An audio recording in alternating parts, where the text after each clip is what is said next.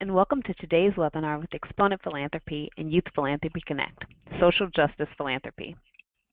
Exponent Philanthropy is the country's largest association of funders, nearly 2,200 members strong, and the only one dedicated to serving foundations with few or no staff, philanthropic families, and individual donors.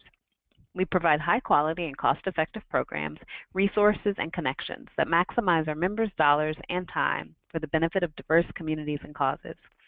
Today, we're digging into social justice philanthropy, what it is, how it's being practiced, and ways that funders can engage in this type of grant making. I'm Akila Massey, Program Director at Exponent Philanthropy. Exponent Philanthropy has been working with Youth Philanthropy Connect to plan this four-part webinar series where participants will learn from nationally known and renowned field experts about strategies to work with and lift up youth. This is the third webinar in the series. I'm here in the Exponent Philanthropy DC office with Youth Philanthropy Connect Director Catherine Scott. We'll both be helping out with your questions today. We're also recording this webinar and it will be made available to you after the program. Before we begin, a quick review of the GoToWebinar technology. And the viewer window is where you see these slides. You can resize that window by clicking and dragging the lower right corner or the zoom button. And then there's also the control panel, and that's the rectangular box along the side of your screen. The orange grab tab right at the top lets you minimize the window so that you can see the slides we'll be showing today. All webinar participants are muted, and we won't be using the raise your hand feature. However, we still want to hear from you. And to do that, you can put your questions or answers to any questions that we pose in the questions pane. And again, as I mentioned, Catherine and I will be responding to your questions there. Before we move on to today's presenters, I'd like to take a moment to highlight our program partner for this webinar series. There we are. It's Youth Philanthropy Connect. To do that, I'd like to invite Catherine to just say a few words about what they do and why they're partnering with us. Thank you so much, Akila. Again, my name is Catherine Scott from Youth Philanthropy Connect, and we're so excited to be partnering with Exponent Philanthropy today. Really, we have a three-tiered goal to work with youth engaged in grant making ages 8 to 21, and of course the adults who support them. We work to let them meet as colleagues, like all the colleagues that all of you have, and have a learning network and provide tools and resources. We have lots of amazing ways that people can get engaged in our work, from attending a webinar like today and remote learning opportunities to meeting other folks in person, like our gatherings coming up in Boston and LA, or even learning about tools and resources for the field that we've developed with partners across the field. We have amazing speakers today from the YPC network and from really awesome foundations, and so we're so excited for you to get to hear about social justice philanthropy and how it's really being executed in state-of-the-art ways at youth philanthropy organizations and at foundations across the United States and the world. Thank you. Catherine. Always nice to have like that additional context about Youth Philanthropy Connect. And now I will go back and introduce our speakers today. So today you'll hear from Melanie Brown. She's a Senior Program Officer at the Bill Melinda Gates Foundation, where she serves as the Advocacy Lead for the Foundation's work in Colorado and manages a national portfolio focused on elevating teacher voice and education policy. Before coming to Gates, she was with the Heinz Endowments and also a school teacher here in DC. You'll also hear from a few people from Youth Funding Youth Ideas, or YFYI, or is it YFYI? Yeah. Andrea Juarez Mendoza is the director of YFYI, a youth-led social justice philanthropy and participatory action research program. Andrea began her career as a youth participant of CHALK programs, and she's currently leading her research team at Mills College, exploring education, identity, and youth leadership. You'll also hear from Raquel Barraras, and Raquel is a peer supervisor at Youth Funding Youth Ideas. She serves on the leadership team of Youth Philanthropy Connect, which Catherine just told us more about. She's a San Francisco native, and she's currently majoring in health education at San Francisco State University. Our last speaker from Youth Funding Youth Ideas is Ashley Rodriguez, and Ashley is also a San Francisco native. She's a senior supervisor for YFYI, and she's worked in the community there since she was 16. Also a student at San Francisco State University working towards a degree in child and adolescent development. So we're really excited to hear from all four speakers today. We'll start by hearing from Melanie. So Melanie, to get us started, I'm going to hand controls over to you so that you can tell us more about social justice philanthropy.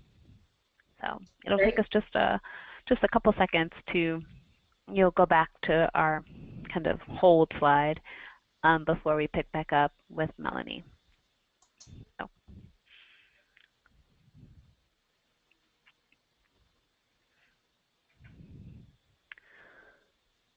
Are you able to hear me?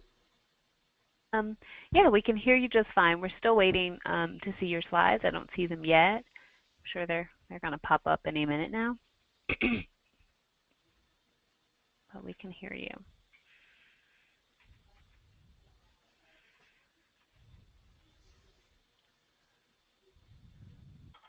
Okay, Melanie, we still don't see your slides. I can't see them either. Maybe you could send the invitation again. Okay. Yeah. Actually, I think, Melanie, I think we're just having trouble here. Would you like me? I can make myself the organizer again, and I can walk through the slides. Great. Won't be quite as seamless, but it'll not a problem. Kind of keep things going. Okay. All great. right. Well, here we go. Okay. Thank you so much, and sorry for the delay, everyone. So you can go ahead and advance to the next slide. Thank you.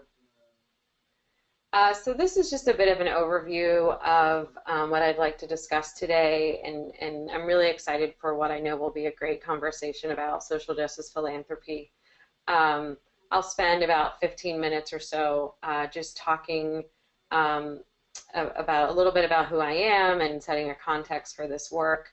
I want to dig a little bit more into social justice philanthropy and what the field currently looks like, and then quickly move to some recommendations, and then hopefully we can save the meat of the conversation for the question and answer. Next slide.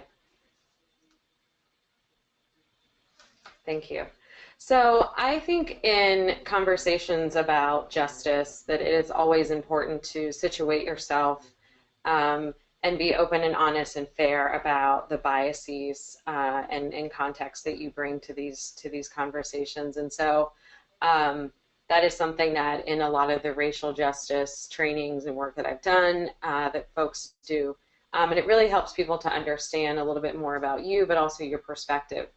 And so I identify as a Black woman, very proudly have parents who grew up in Alabama during Jim Crow, then moved up north to Pittsburgh to find a better way for themselves and for their children. And I believe they did that. And so, I grew up in a predominantly white suburb, which had a lot of challenges. I had the benefit of very good schools. I was exposed to a lot of cultural things, but it took until I went to college for me to really sort of gain the consciousness about social justice. And I've been able to do that work both as a middle school and high school teacher, then also as a program officer at a regional foundation in Pittsburgh, the Heinz Endowments, and then now across the country at the Bill Melinda Gates Foundation. Next slide. There are, I also thought, in addition to telling you more about myself, is just really setting this conversation in a context. It is the job of those of us who have the privilege of working in philanthropy to question how it is that we have the resources to do the work that we do. I thought this quote from Martin Luther King, which I'm sure many of you are familiar with, really illustrates that philanthropy is commendable, but it must not cause the philanthropist to overlook the circumstances of economic injustice which make philanthropy necessary. And of course, we could replace economic justice with racial and gender and ethnic and religious and social and environmental justice and keep going. But I always think it's important to remember that there are injustices in place that have that as philanthropists we have a responsibility to respond to. So what is social justice? It's a term that many people use. It's used interchangeably with a lot of other terms. But I like to use a really simple definition, which is that it's the equal distribution of wealth, opportunities, and privileges within a society. I will shorthand it even further, and in my work I always think about the preservation of human dignity. So when decisions are made, I ask myself, is this preserving the dignity of the groups that we have told ourselves we are focused on? Next slide, please. Social justice philanthropy is the practice of investing in nonprofit organizations, and I wanted to expand this definition to also include movements and coalitions that work for structural or systemic change, and it's the shifting of power from one group, from those who have it to those who do not. When I use the word systemic, just for clarification, I'm really talking about I'm using that word interchangeably with institutions. So to think about trying to work for change within a system or an institution like education or housing, as an example. When I talk about within a structural situation, I'm thinking of sort of across institutions. So what is the cumulative and compounded effects of injustice? So we may have issues of injustice within education, but what happens when those injustices in education bump up against many other systems and institutions that are in place in the community, and what are the compounded and cumulative effects of that injustice? I think it's important to note here that for people who are often used to privilege and being in a privileged class or privileged group, working towards justice and social justice can actually feel like oppression to them. And so this is what can make this work of social justice philanthropy so difficult. We often think of things as a zero-sum game. So when we talk about redistribution of opportunities or resources or wealth, that makes people really nervous, and it feels like favoritism. So then you hear terms such as reverse racism. And so social justice, I think it's important to keep in mind, is really about righting a wrong and bringing to justice where an injustice is currently occurring. So what are some of the major tenets of social justice work, regardless of sort of this where you're doing it? So one, it acknowledges, as I said earlier, that an injustice has taken place. I think that using language like justice and injustice brings a sense of urgency to our work, and it recognizes that it's not just that something's not right or not sort of operating correctly, that there is an actual injustice that is taking place. And it requires a different level of attention. It looks at root causes and not just symptoms of issues, and I'll talk about this a little bit later. But the work of social justice is about changing conditions, and because it is about that, it needs to be focused on the root causes of issues and not just sort of the events that we see playing out. And then finally, it's really important that it's led by the people who are the most affected by the injustice that's occurring. So in philanthropy, what does this actually mean and what does it look like?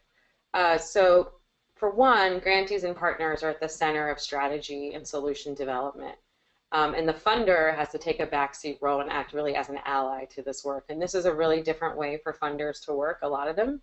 It may be a different way for funders to work with different grantees. So they may sort of act as an ally with some of their more trusted partners, but may not feel as comfortable working in that way with smaller community-based organizations. So often this changes the sort of the tenor of the grantor-grantee relationship. I like to believe that those who are closest to an issue are often the most suited, the best suited to address it. And so as much as we can keep people who are in communities, who are affected by issues, who are working on these issues that they themselves see play out in their communities, keep them at the center of the solution development, I think we can get to solutions that have a better chance of addressing these issues. I also believe this is important because often in philanthropy, people of color, undocumented students, young people, and often even parents and families, are the most discussed and the least heard from in the halls of philanthropy. And so we really need to sort of flip that dynamic in order to do social justice work. Communities and people and places should be viewed with an asset lens. So often the role of a philanthropist is to fix a problem or to fix people. We're so used to looking at a community and saying what's wrong for very altruistic reasons, because we want to make it better. But there are many assets in those communities, and we want to be able to pull those out and to look at that. A colleague of mine at an organization I used to fund in my last job would do an activity where he would ask someone, ask you to turn to the person next to you, take a good look at them, put a smile on your face, and then tell them everything that's wrong with them. And of course, everyone laughs when he does that. And it's because that's actually not how we interact with people day to day. You would never look at someone and just begin to tell them everything that's wrong with them. So we want to use that same asset lens when we're approaching our work. Transparency is crucially important in social justice work in philanthropy, and that our partners, if we are treating grantees as partners and putting them at the center of the work, they should feel like they can critique or provide feedback on strategies or investments without risk of ruining the relationship. Partners, grantees, strategies, it should be known, and there should be opportunities for people to comment on it and to give feedback to the funders. Next slide. In addition, this type of work really shifts who you fund. You may have to be funding new people, be funding them in different ways, how you fund them, what types of grants, the length of the grant, so how long you stick around in a community or with a partner, and then what submission supports might be needed. Oftentimes, funding, not always, but oftentimes funding social justice focused organizations, they may not be used to submitting grants, or may not be, may not be used to, may need some legal assistance, or may be quite skilled at submitting grants, but perhaps need other supports. And so we want to make sure that we are providing those. Also, when you think about resources, think beyond the financial. So as funders and as foundations, we have connections to elected officials and heads of universities and heads of school districts, and how can we connect our grantees and our partners to them and work with communities to have greater access. And then the last thing that I'll mention, just because I talk about it a little bit later, is that when, it's very important, of course, in philanthropy to be able to assess the effectiveness of our work. And when we do social justice work, because this work is not linear, it doesn't sort of fit neatly into a logic model, we have to be willing to have new conversations about results and evaluation. So the next few slides I'll actually go through pretty quickly, because I know that you all will have access to the slides after. So this is just some information on some of the largest social justice funders.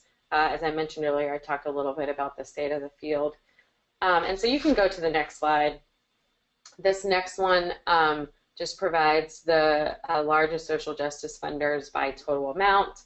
I would encourage you just to take a look at some of the funders on both lists and sort of see if there are some interesting strategies that they have in place. Next slide. These are some other trends in the field. The date only goes until 2010, and I actually had a really difficult time finding additional updated information, but I certainly encourage you to do so. You can switch to the next slide as well. And one more. So I also pulled together some exemplar foundations that I've paid attention to. For the last almost decade, I've been working in philanthropy and trying to advance specifically racial justice on portfolios, on education portfolios. And so these are a lot of the foundations. Clearly, full disclosure, I worked for one of them. But these are a number of the foundations that I think are doing some really interesting things. The Novo Foundation, what they've been doing around Black girls, I think is interesting. The Deaconess Foundation, what they've been doing in St. Louis. Hill Snowden has done a lot of work recently around Black organizing. And of course, I think a lot of people are familiar with the Ford Foundation, the commitments that they've made to reducing inequality. And so I just encourage you all to take a look at those organizations. So moving on now to recommendations. You know, of course, I'm sure we've all heard the phrase, if you've met one foundation, you've met one foundation. And so I was really cautious about giving recommendations because context really matters in philanthropy and in the work that we do. So these are things that as I, over the past decade, have worked to advance strategies around social justice. And again, as I said, more specifically, racial justice. These are the things that it's less about sort of tactical day-to-day things and things that have made the difference in those strategies being successful and in the organization moving. So one is to risk your privilege. Our sector is one of the most privileged, if not the most privileged in the world. And it is an honor to be able to work in philanthropy. And as I started setting the context with the Martin Luther King Jr. quote, is that we have to remember what are the conditions that have allowed us and the organizations that we work with to amass as much wealth as they have, and what's their responsibility to give back. Often foundations see social justice work as the political third rail.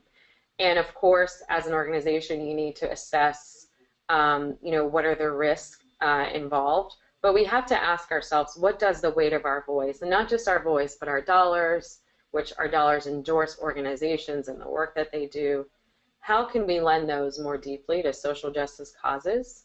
And how can we use our own either personal or institutional political and social influence to be a voice for more just and equitable communities? If we speak up as foundations, do we lose as much as perhaps some of our grantees and partners do? I think we also have to know when it's not on us to speak up, right? And when it might be that we can use our resources to assist someone else in speaking up. But these are just something that I always remember, is that there's an opportunity to risk our privilege, because in these spaces we have so much of it. I would also, before going on to the next slide, I think it's important to look in our organizations, internally in foundations, at who we are asking to speak up. So is it leadership? Is it our staff of color? Is it an expectation that all staff are thinking about social justice? So those are the sorts of questions that I would leave with us. You can switch to the next slide now. Thank you. So as I mentioned earlier, one of the tenets of social justice work is that it looks at root causes. And so systems thinking is a method of working and strategy development that I have found over the years to be very helpful. So often, I think as foundations, we're very good at the first two layers. This is an iceberg. You can see the first layers around the events, which I talked about a little bit earlier, and then also around some of the trends and patterns that we're noticing. And we're very good at those things. And we see that something is happening in our community. We see that it's been happening over time, and we want to make a grant to do something about it. But if we are committed to social justice work, which is about changing conditions, we actually need to allow ourselves to go 2 levels under that and pay attention to those mental models that are really shaping our thinking of what allows these situations to persist. And we have to be able to transform those. We have to be able to identify them first, but then also transform them in order to do this work. Likewise, we have to understand our systems and our structures, how they are actually working and not how we hope them to be. So I keep using education examples because that is my experience, but oftentimes we look at school districts and we are operating on the way we hope the system is going to work instead of how it actually is working for students and working for students who are the most at need. And so sometimes not only do we have to be aware of the systems and the structures, but we have to be willing to really rethink them and even redesign them. I like to think of it this way, that I can 3-year, right, thinking of a 3-year grant, I can 3-year myself out of a problem that might be an event or a pattern of, or of a pattern or a trend. It's much harder to 3-year yourself out of solving systemic issues. And social justice work is deeply connected to systemic issues. Next slide.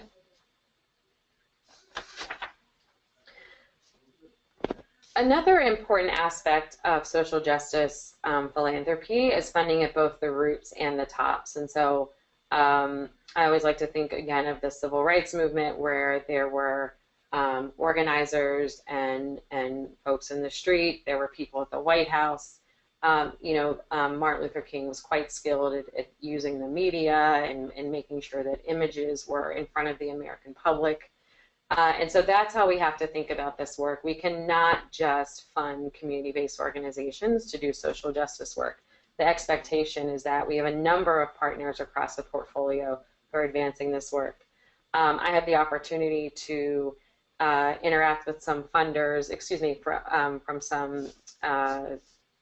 some community organizers in Baltimore who had, of course, Baltimore, like many communities in this country, has had a rough, just really rough things happen with the murder of Freddie Gray, and he was saying that when they had successfully done a lot of organizing work, they had someone say that they, a largely people of color led and membered organization, were the brawn of the work, while this other white-led organization was the brains of the work.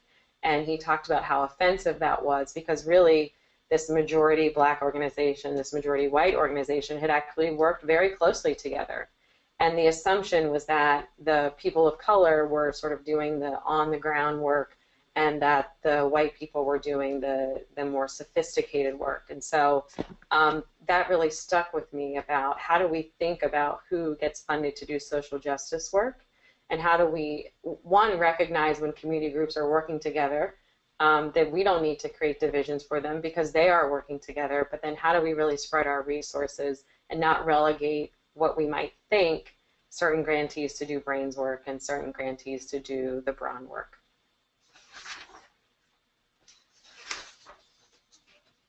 One of the things that in my role at the Gates Foundation since coming here about a year ago, is to lead our internal learning agenda around race and racial equity, and how we can be more thoughtful about that in our grant making. And so we have been having a lot of courageous conversations, and we realize we have to continue. The work is not finished. And so one of the things I think that has been the biggest lesson for us is to remember that the work is both professional and personal, and to understand that we're all coming to the conversation in many different ways, and that it's okay to not be comfortable having the conversation, but the expectation is that we're going to have it and that we're going to keep having it.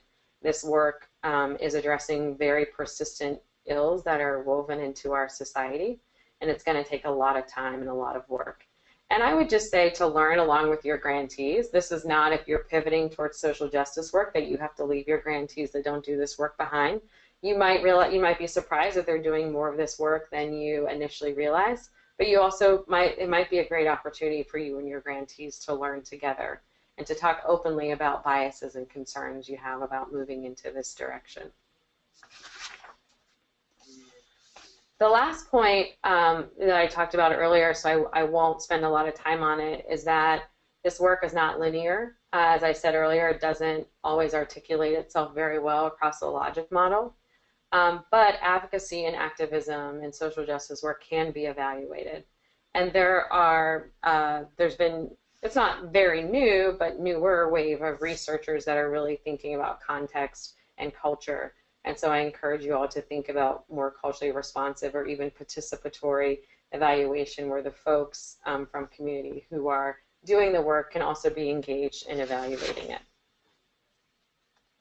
So here are some finally, just some suggestions of, if you were looking for sort of more tactical things of, where might we start? Definitely using systems thinking and actually learning about the different layers of the issue that you are focused on. one of the things that I think we're doing here internally at the Gates Foundation is to rethink our notion of what risk is.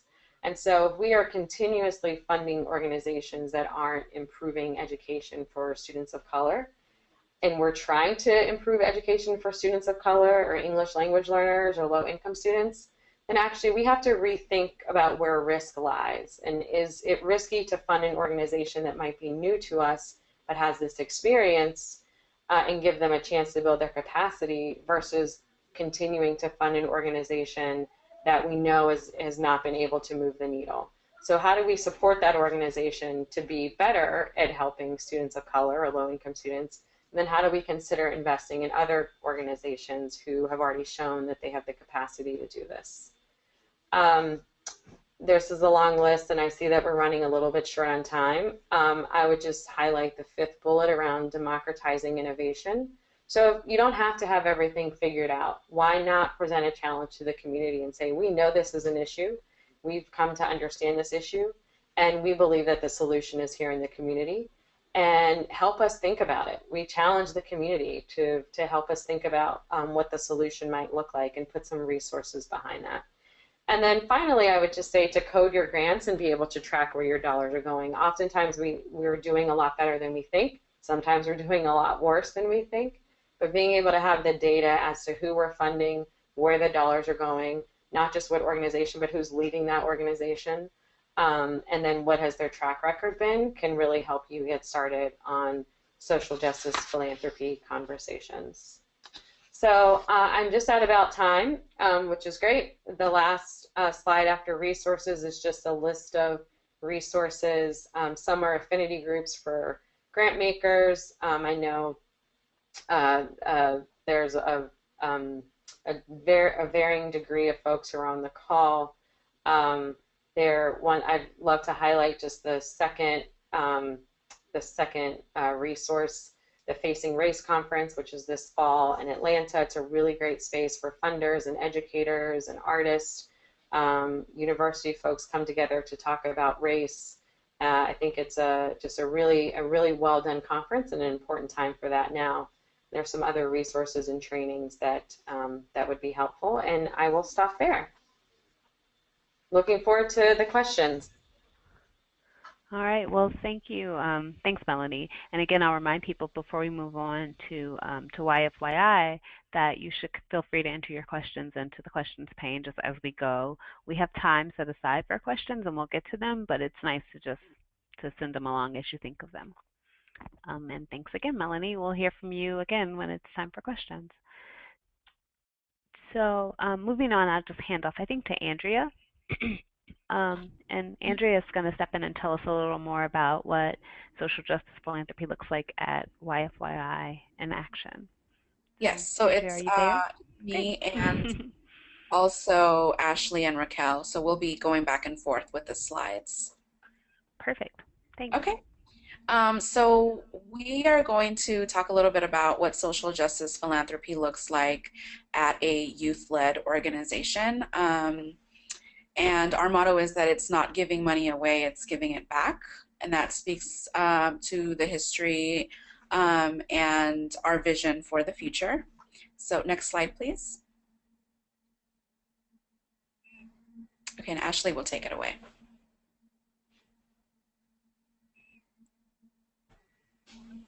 Okay, so I'm going to go over a little bit about our history and how we got started. So YFYI piloted in 2003, so we're 13 years old.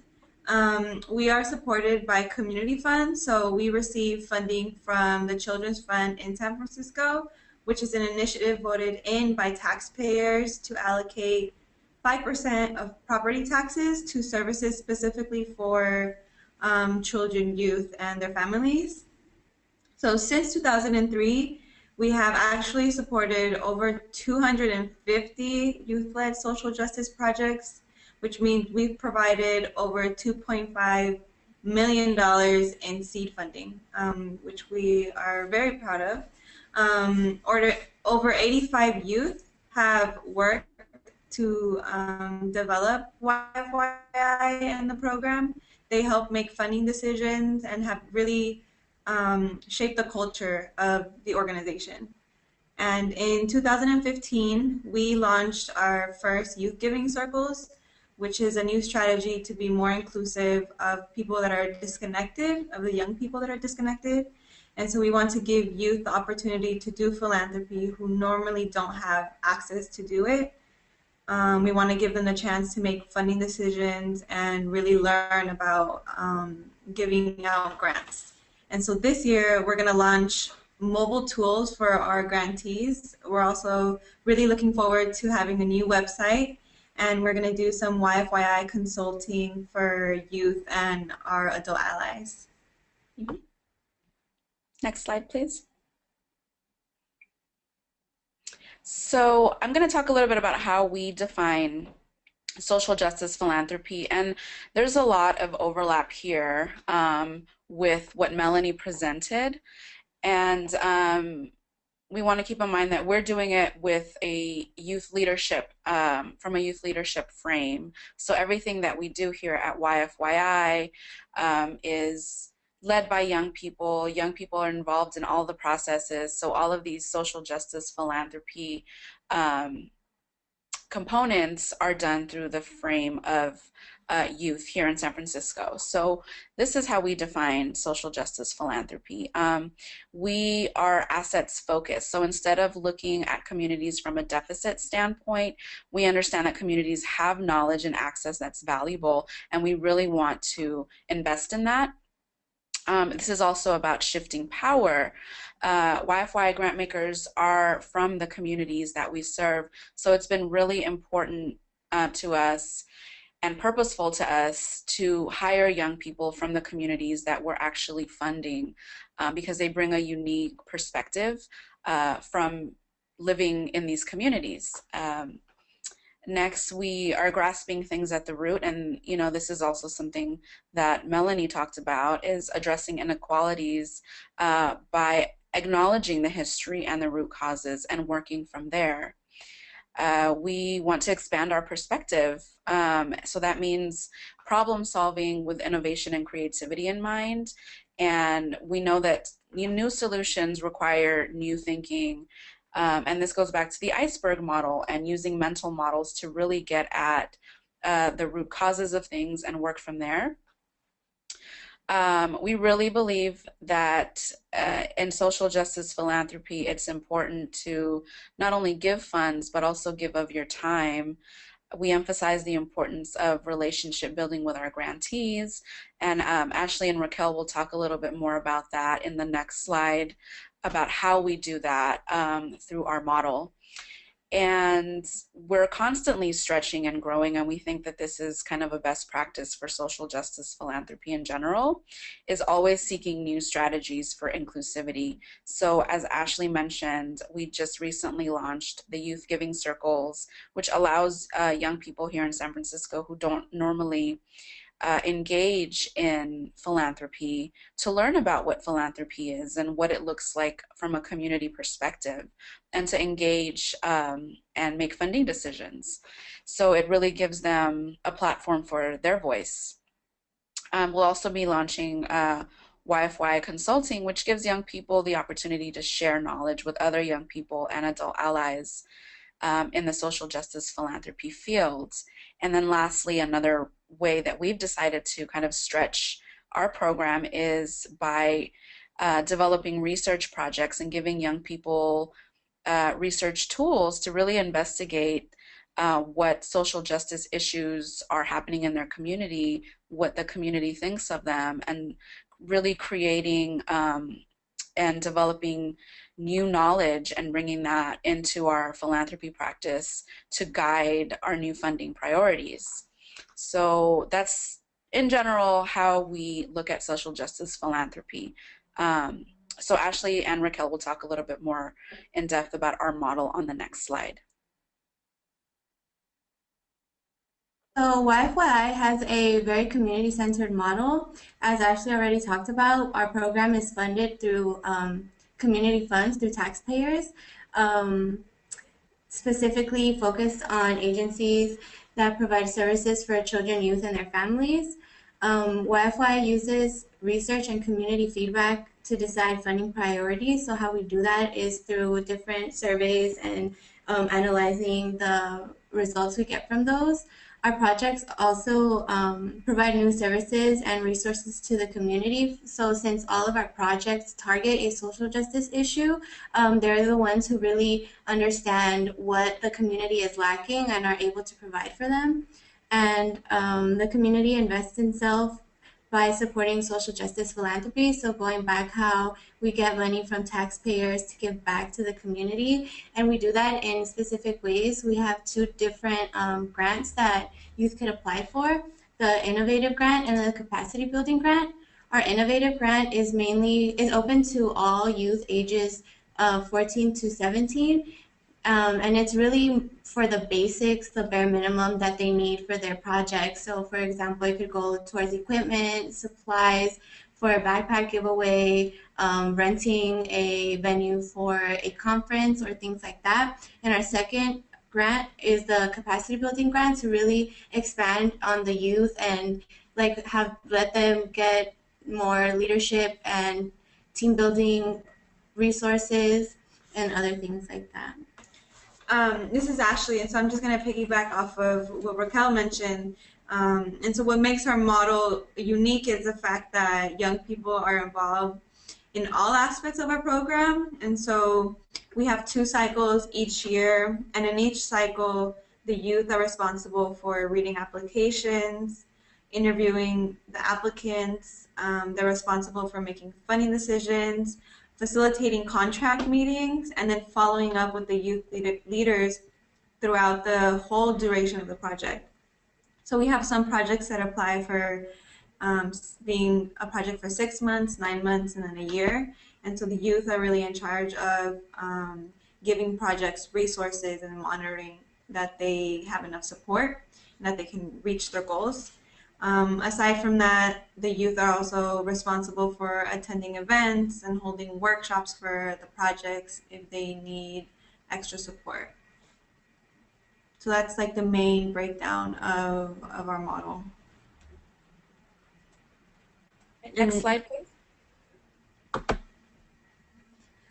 So best practices and lessons learned. So we really invest in people and ideas. We know that our community has a wealth of knowledge, and to really give them the resources to be able to make a change. Youth can and should lead. So in case you guys didn't know, Ashley and I actually started as youth involved in the program, and we were able to become supervisors, so mentoring and supporting other young people that come in starting at 14 or 15. This year we hired a bunch of 15-year-olds to be part of the YFYI board. We understand that the impact is not immediate. Meaningful growth takes time.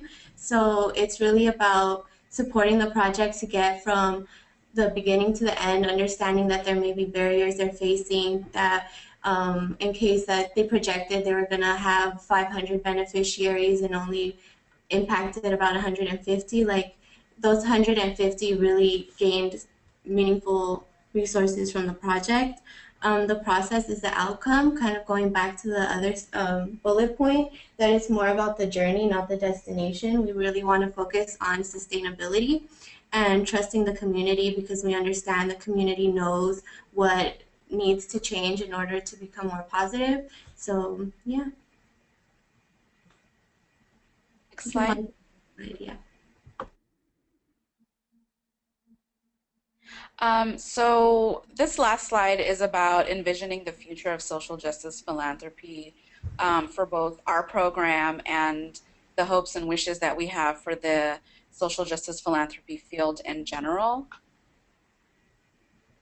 So the first one, we want to continue to share knowledge. So YFYI specifically is going to be publishing a curriculum to help other organizations incorporate social justice into their models and their practices.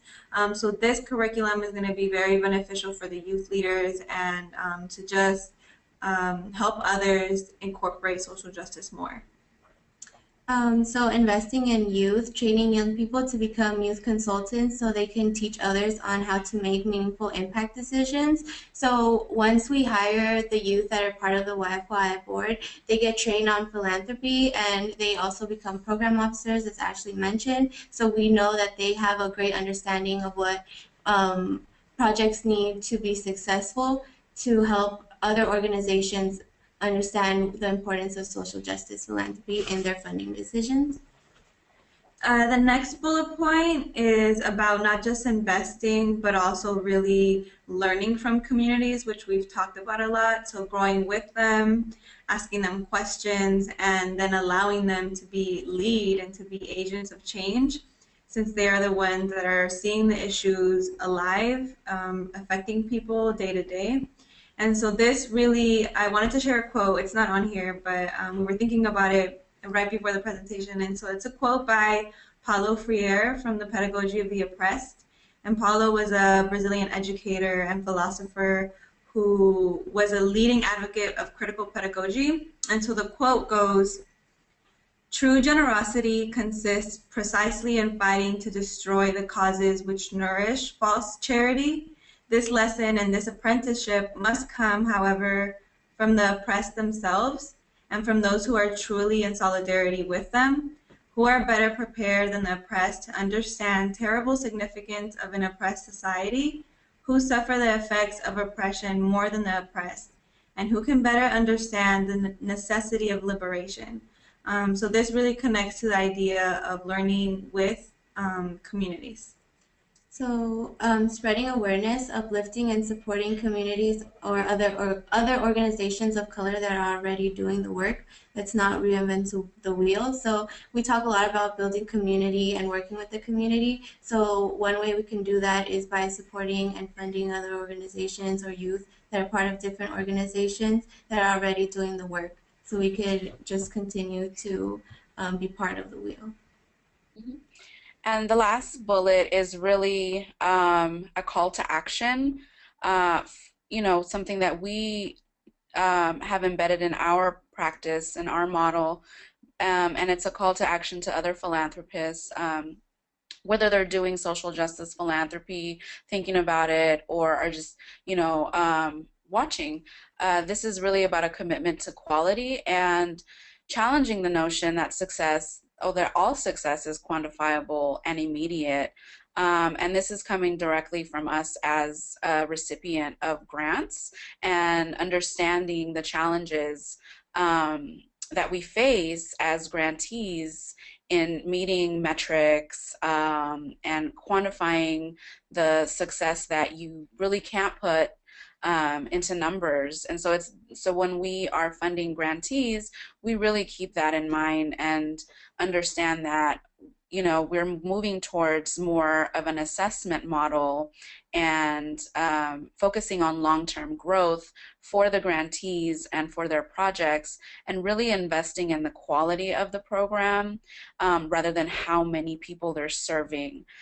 So that's really just a call to action to philanthropy in general. So I think we've reached the end of our slides, and so thank you for listening. We can't wait to hear what questions you have for us. Okay, well, thank you all. Really interesting. I know people will have lots of questions. And so just to our participants, I encourage you to just chime in with your questions now. We'll get to as many as we can. If there are questions that you ask that we don't get a chance to ask live, we will sometimes just follow up with our speakers and kind of bundle them together. So please encourage you to put in your questions. I guess I'll start with asking Ashley and Raquel, can you, just from your perspective, because I think it's a unique one, definitely in our group of speakers here, just as a youth philanthropist, can you tell us a story of a grant that you've been really proud of, that you feel like really made a difference, and why? Yeah. And I'm sorry, I'll just say, before we get started, if you all can turn on your webcams, I think it'd be good to see you for this portion. Well, I think we're all set up to see you. Oh, great. Cool. We get asked this a lot. For me, it would have to be this project called Project What, which stands for We Are Here and Talking. And so they started, we funded them way, way back in the days. And so we gave them like a maybe $5,000 grant, and now they're a huge organization based in San Francisco and in Oakland. And so what they do is that they advocate and spread awareness about the rights that children have when their parents are incarcerated, which is a very unique organization because it targets a unique issue. That's not something that you see a lot. A lot of children don't know the rights that they have. That they can hug their parents, see their parents, kiss their parents if they're in jail. And they also work with the schools to teach teachers how to be more informed about trauma and how to really work with children when they experience stuff like that. And that's like one of the projects that we've been most proud of. And another one that we just funded is Vote 16, which is a youth-led initiative that focuses on allowing youth 16 and older to vote in local elections. And they actually took this, we funded their campaign, and they were able to meet with the San Francisco Board of Supervisors and actually pass the bill. So it's going to be piloted, but I believe they're going to start in 2018, and this is really important because these there's a lot of policy legislation that goes into the ballot that really affect young people. So we thought the organization thinks that youth should be able to vote on issues that will target them specifically. Mm-hmm. Thanks. Those are like both such great examples of like raising awareness, but then also like kind of using that to make change. So we have a question, I guess, for all of you. So I'd like to hear, I think, from everyone's perspective, how can adults step back and really be in conversations with youth about these topics? Maybe Andrea, Melanie, if one of you will start, and then we'll go to Raquel and Ashley. Okay, I'll start.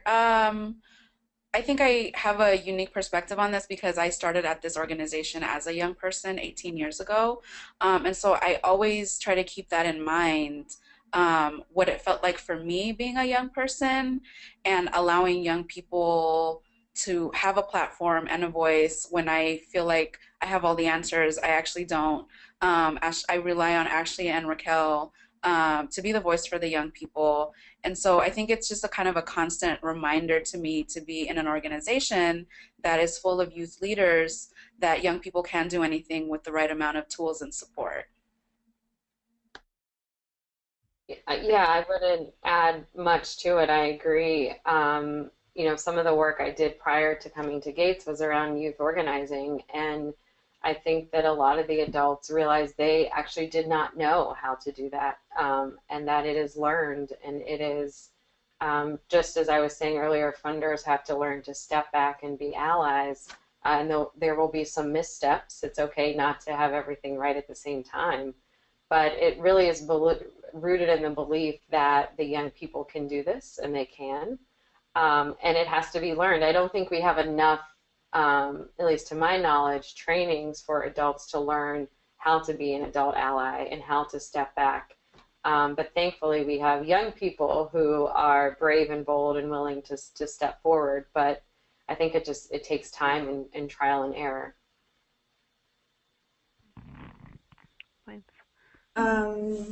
Yeah, definitely what you guys said. I think when I think about one of the root causes of violence, it relates to like ageism. Well, all isms, but ageism is still one of them.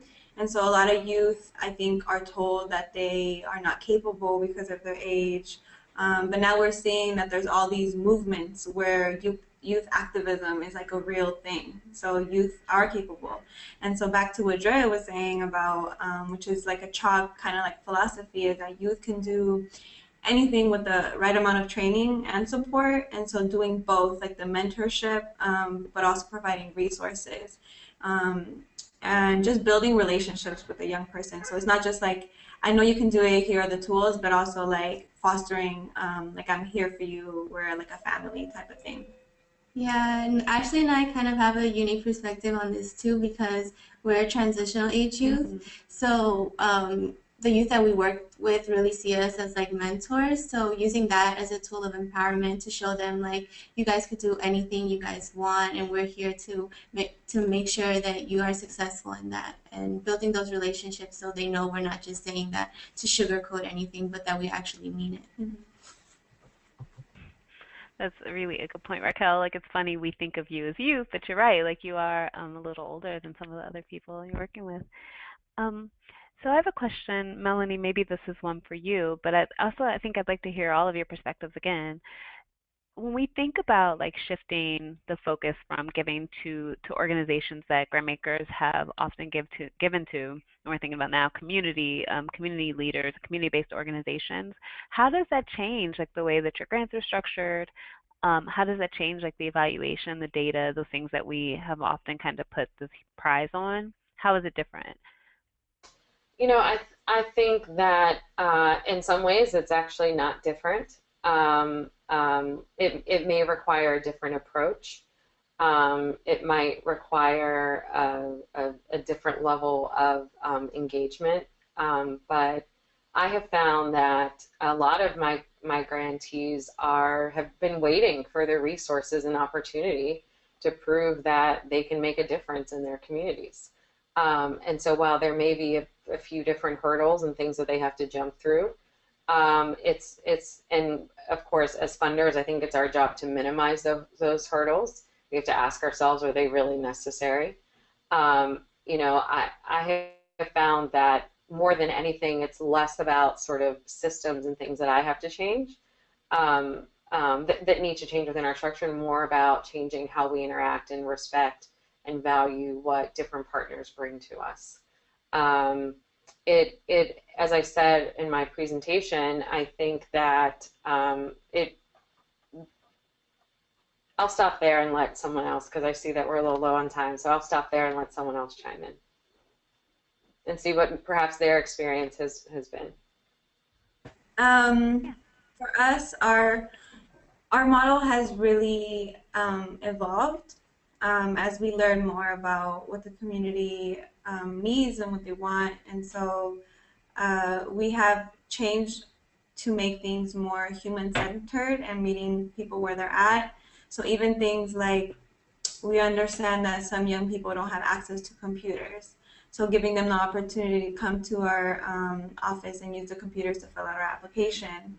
Not being too judgmental about whether there's grammar mistakes in an application, because we know that people come from different educational levels as well, where access to whole education is different for some people. So we've changed certain stuff about the way that we do philanthropy to meet people where they're at, and then that goes with equality versus equity. So making our process equitable, not equal for everybody. And speaking like specifically when we exit out projects that have been completed, our how we collect data is more qualitative data. So we're not really focused on numbers, but like having an interview on like how did this go? How was the turnout? Well, what stuff did you guys learn? What stuff do you believe the participants learned? And using that for our data. And I don't know, Dre, if you want to add anything. Yeah, I think you guys touched on a lot of it. We do focus on qualitative data. We do collect quantitative data as well. Like, you know, we track volunteer numbers. Like this year, from one cycle, the YFYI projects have produced nearly $500,000 worth of volunteer time. So things like that. And also what Raquel said in the exit interview, we not only ask projects what they learned through the process, but we ask them to give us tips and feedback on how we did as grant makers. So it's really about circling back to the community and asking them for feedback along the way, because we don't have all the answers. And I think that's why we've been such a successful project, because we're always asking questions. And I think that's key. Okay, well, thanks. thanks to you all. We have one more question, but I think we'll have to follow up and get an answer from you all, maybe by email. And we'll send it out because we're right at 4 o'clock, and I don't want to hold people for too long. I know they have to get back. Or 4 o'clock Eastern time, so not 4 o'clock for you all. So just quickly, I want to remind everyone that this is a webinar series and that we have one more webinar in the series in late October, Youth Philanthropy, Making a Difference. So if you aren't registered already, we encourage you to sign up now. If you've missed the webinars that we've already done, our webinar archives are available on the Exponent Philanthropy website. And we have Building Effective Youth-Adult Partnerships and What Disney Taught Us About Storytelling, both webinars that we've done earlier this year. In the follow-up email that I'll send to everyone, I'll include the PowerPoint slides, but I'll also direct you to the archives. So if you want to see those recordings, you'll know how to find them. We invite everyone to join us in late September, September 26th through 28th in Chicago for our national conference. We gather about 1,000 small staff philanthropists there. So it's always a really exciting and interesting place to be. So we hope that you will join us there. And then finally, I invite you to stay connected with us on social media. We're on Twitter, Facebook, and LinkedIn. Here's where you can find us. And then it's not here, but I also want to mention that YPC is on, I know Facebook for sure, Youth Philanthropy Connect, so you can find them in Twitter and Instagram. And then I bet YFYI, I don't have their, but they're there too. I'll send it all in the follow-up email so that you can be sure to connect with these great organizations. And then finally, we just thank you for joining us today.